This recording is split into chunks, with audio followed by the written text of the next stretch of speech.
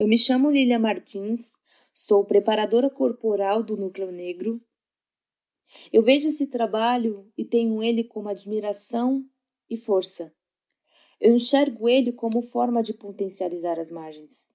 E o trabalho que eu venho desenvolvendo com falas, ele traz a identidade de corpos dançantes que vêm dessas margens, pensando em alinhar e desestruturar esses corpos rígidos que carregam em si marcas, processos e histórias que estão contidos em nosso dia a dia. O trabalho corporal que eu venho desenvolvendo é de pensar que quando estamos em cena, estamos trazendo referências de corpos que são vistos e imaginados de muitas formas. O funk, ele vem como um ritmo de força, trazendo a identidade de cada um. E o falas das profundezas vem como coragem, a coragem que muitos não tiveram e não puderam falar. Caminhar com quem caminha junto, porque os destroços desse mundo acabado são perigosos, violentos. A gente reage, porque isso tem a ver com o nosso corpo. Eu mesma, que circulo por frequências atemporais, preciso me cuidar. Por isso eu resolvi mostrar as vozes das outras pessoas para vocês, porque são vozes propositivas. É preciso propor também. Nós temos escutado essas vozes e vamos entendendo que mesmo nesses escombros, elas estão indo longe. Algo está para nascer. Eu disse isso antes e continuarei repetindo. Tem uma magia no gesto, tem um encanto na ação do corpo, na imagem que esses corpos produzem, exatamente esses corpos. Corpos que precisam exercitar o ato de viver. Viver não é simples, ainda mais diante de olhos famintos, mas quem vive a cena também tem fome. Por isso queremos armar esses encontros para ninguém sair ileso. Ouçam essas vozes, a de Dani Marques e a de Ellen de Paula, uma na sequência da outra. Reparem nos detalhes do que elas vão dizer. Dizeres de quem busca incessantemente viver a cena. Eu não entendo nada disso, até acho estranho. Tem teimosia e, como vocês sabem, eu gosto disso. Detalhes. Eu me apego muito em detalhes.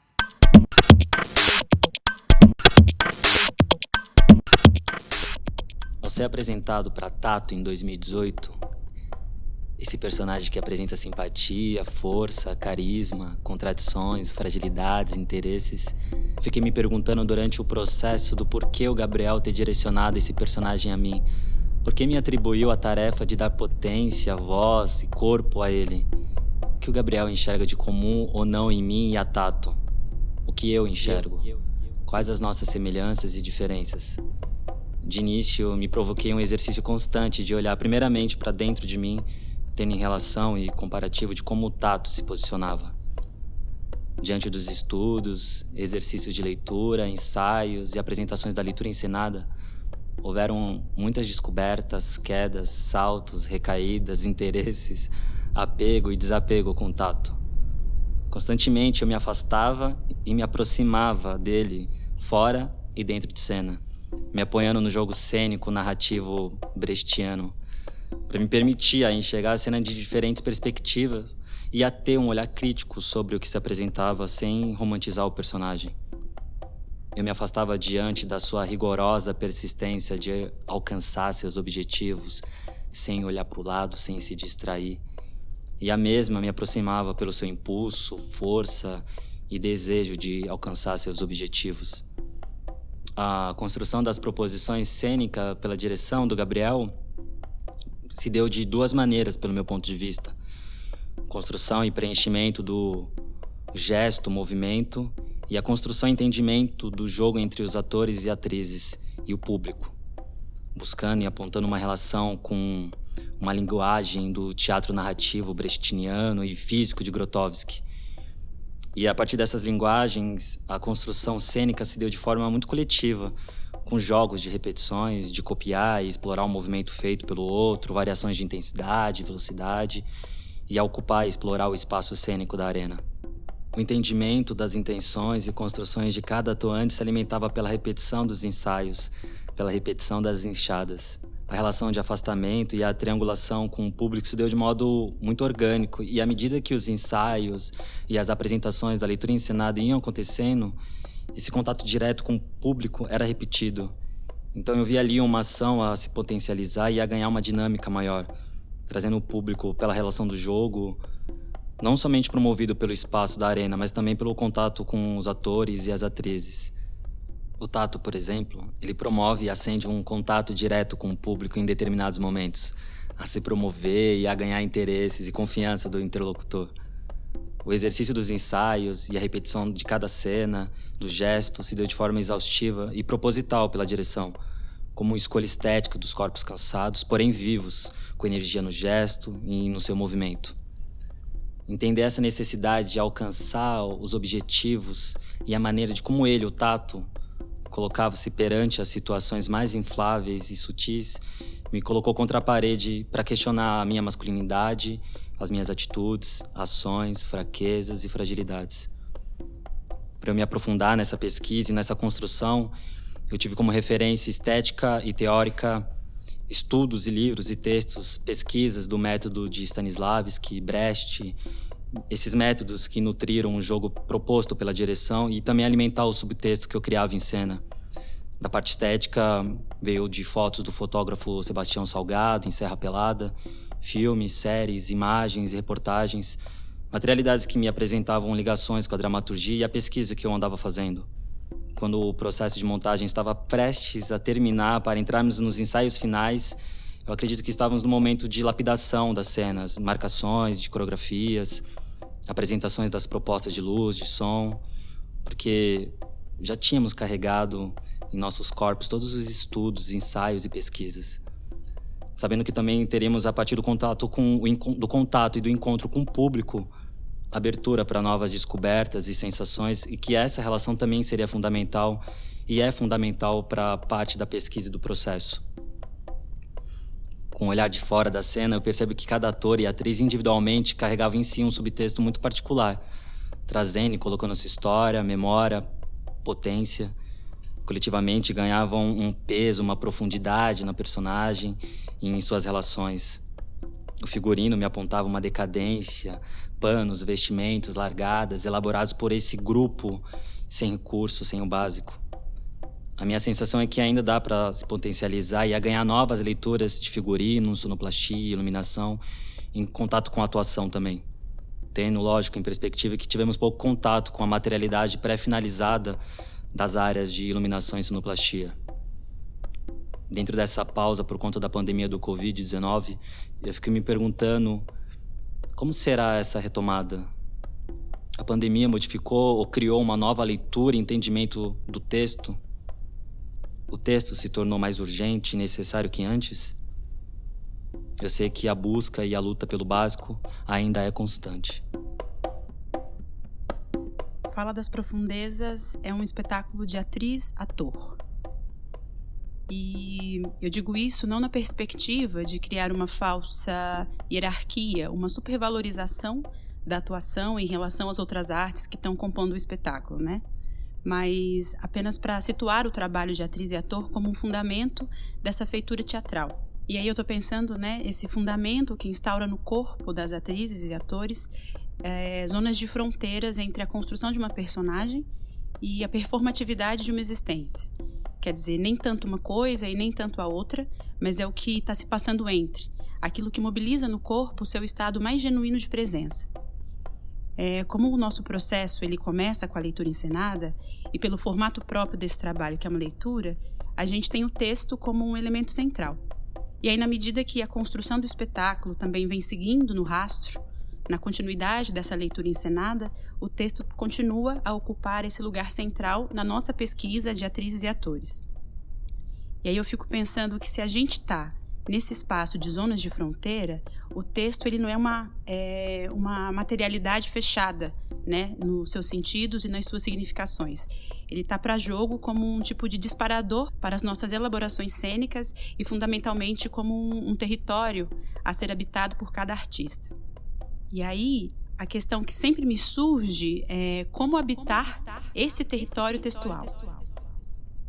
Como habitar esse território textual. E eu vou tentando responder a essa pergunta na minha feitura de atriz, construindo um tipo de dramaturgia de afetos. Quer dizer, onde o meu corpo, território, ele se move num jogo de ser afetado e de afetar. Afetar ser afetado. O texto, para mim, é palavra e a palavra, para mim, é criação. Então, no processo, essa palavra criação, ela vai sendo percorrida, digamos assim, pela minha subjetividade. E esse texto, palavra, vai sendo transformado numa escritura corporal. E aí que eu vou preenchendo essa escritura corporal na dimensão do jogo que se cria, na relação do meu corpo com o tempo, com o espaço, com as demais atrizes, atores, com imagens, com sensações, com memórias, com pensamentos, com opiniões, inquietações, né? Tem ideias, tem saberes, tem não saberes também, tem as proposições e as provocações que chegam para a gente pela direção e tem também as discordâncias, digamos, em termos de proposição cênica. E aí tudo isso emerge para mim como um material ou como materiais de pesquisas. E o meu exercício tem sido o de tentar me desnudar até um nível em que eu seja capaz de ser afetada por esses materiais. Né? E esse ser afetada por esses materiais quer dizer conseguir engajar física e energeticamente o meu corpo território a partir dos efeitos que são causados nele. Bom, eu acho que é aí que eu organizo a minha atuação, né? A minha feitura dramatúrgica de atriz. Então, o texto pelo texto, carregado de sentidos e de significações, não me interessa. O sentimento pelo sentimento, num tipo de psicologismo, não me serve de nada. Na minha feitura de atriz, o que é importante é essa fisicalização do meu universo criativo. E ainda nesse lugar, né, de zona de fronteira, essa fisicalização vem das costuras, das amarrações que eu crio entre as camadas poéticas que são internas com as que são externas. E aí eu vou tentando tornar presente e sempre pulsando e sendo constantemente recriadas essas camadas como ação física, como gesto, como movimento, como silêncio, etc, etc, etc, etc, etc. Faz sentido isso? Eu me lembro dos primeiros experimentos que a gente fez quando a gente ainda estava lá construindo a leitura encenada. E desde lá foi se estabelecendo um modo de fazer teatral em que, partindo da relação das atrizes e dos atores com a dramaturgia textual e com o modo como cada artista joga dentro de um referencial próprio e particular de atuação com os espaços abertos do texto, a gente criava textualidades físicas e dramaturgias próprias, né? Quer dizer, textos próprios. Então, de certa forma, nós partimos de referenciais e pesquisas individuais de cada artista e, aos poucos, nós fomos ganhando contornos de modos coletivos de fazer. E aí, nesses modos coletivos de fazer, a gente foi estabelecendo um segundo fundamento do espetáculo, que para mim é estar presente vivendo a cena, como um tipo de uma prática inegociável, assim. Na verdade, eu acho que é a tarefa de viver a cena em estado de presença como prática inegociável. E aí o fundamento é mais precisamente a tarefa. E, de novo, né, nesse lugar das zonas de fronteira, o fundamento da tarefa, no primeiro momento, me gerou um estado de produtividade. E eu entrei numa chave da necessidade de preencher tudo o tempo todo, de tentar preencher, inclusive, o que não tem que ser preenchido, né, ou o que não tinha que ser preenchido. E aí, nessa chave, você manda tudo, né? Você vem como se não houvesse amanhã e vai que vai e traz tudo, muito corpo, voz, intensidade, partitura, e faz, e mostra, e faz, e vai fazendo, até que você entende que não é isso. A tarefa, ela não está nesse lugar da produtividade, da obrigatoriedade de executar algo. É, na verdade, o sentido do rigor de quem está sempre em trabalho. Ainda que o trabalho esteja no nível íntimo interior. A tarefa ela não está na borda, nas exterioridades visíveis, digamos assim. E esse é um entendimento muito profundo para mim. Eu fui descobrindo que a tarefa não é para ser vista. Ela está no campo do segredo das minhas feituras. Ela é só para mim. Ela é a minha tarefa naquele momento em que eu habito e vivo a cena. E o que eu compartilho são só os efeitos do que a tarefa que eu estou executando gera no meu corpo. Eu acho isso muito bonito, na verdade, porque se a tarefa está na dimensão do trabalho, a força motriz do meu trabalho como atriz é o de habitar a minha criação. Eu gosto muito de uma fala da Beatriz Nascimento, em que ela diz que o homem preto, e aqui eu vou dizer o corpo preto, então, o corpo preto é o corpo ligado à terra. É o corpo que mais conhece a terra que nem aqueles horizontes Dogon. É o corpo preto, cor da lama, cor da terra. Porque Gagarin viu a terra azul, mas existe a terra preta. Existe essa terra, que é coisa que a gente mais tem medo de perder. É o pó da terra, que é uma coisa que se equilibra com os outros gases, que dá fundamento. Essa fala da Beatriz tem diferentes dimensões para mim, mas no contexto desse espetáculo e das minhas feituras de atriz para esse trabalho e também para além dele, essa terra que dá fundamento é onde eu aterro o meu corpo, o território, a minha existência preta para habitar a minha criação. Aterrar faz parte dos modos coletivos de fazer que nós fomos estabelecendo ao longo do processo. E aí, retomando a ideia das zonas de fronteira, eu me percebo no jogo de viver a cena entre a construção da minha personagem, a Luísa, e a performatividade de muitas existências, e viver também as cenas como espectadora-atriz. E entre esses dois lugares, sempre que eu aterro o meu corpo, a minha existência preta, porque porque é da minha existência preta que nasce a minha feitura de atriz, como dramaturgia, ou sempre que eu me encontro com esses corpos pretos aterrados em cena, habitando a sua criação, as suas existências pretas na cena e para além da cena, e se fazendo corpo-imagem, criando topografias, é onde, para mim, o espetáculo acontece em seus fragmentos e também na sua inteireza. Então é estar aterrado. Aterrar. Esse é um dos trabalhos mais profundos que a gente faz enquanto atrizes e atores nesse espetáculo. Porque esse aterramento que pode e que está, né, numa dimensão técnica de trabalho de atriz, como enraizamento, como base e tal, ele é mais que isso. Esse aterramento dos nossos corpos pretos em cena me dá uma dimensão do ato de aterrar no mundo, pisando a terra em relação com a nossa ancestralidade, com as ciências, com as tecnologias, com os saberes, com os modos de vida pretos que nos compõem. É a terra que gera vida. No espetáculo, a terra é poética e é política. E é nessas zonas de fronteira que a terra instaura que a minha feitura de atriz se move.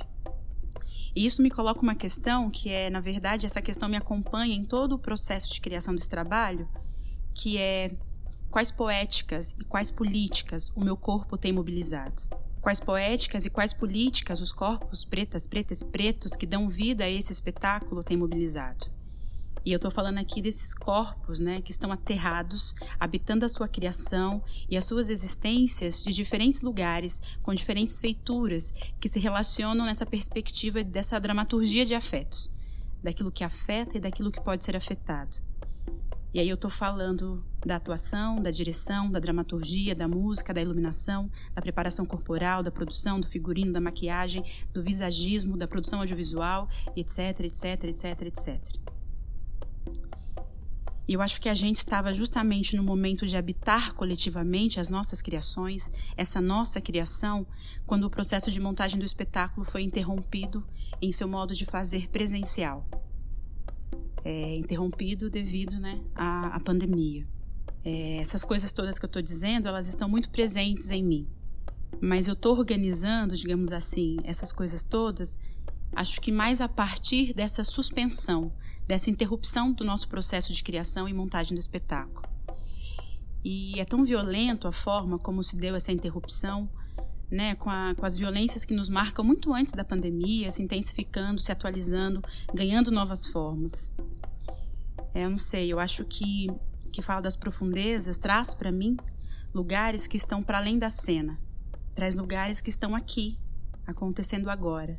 E é nesse contexto do agora que eu me sinto buscando, na minha existência cotidiana, essas zonas de fronteira, esses modos de habitar a minha criação como prática de vida, esse aterrar como forma de me manter viva, mas um estar viva que não é individual.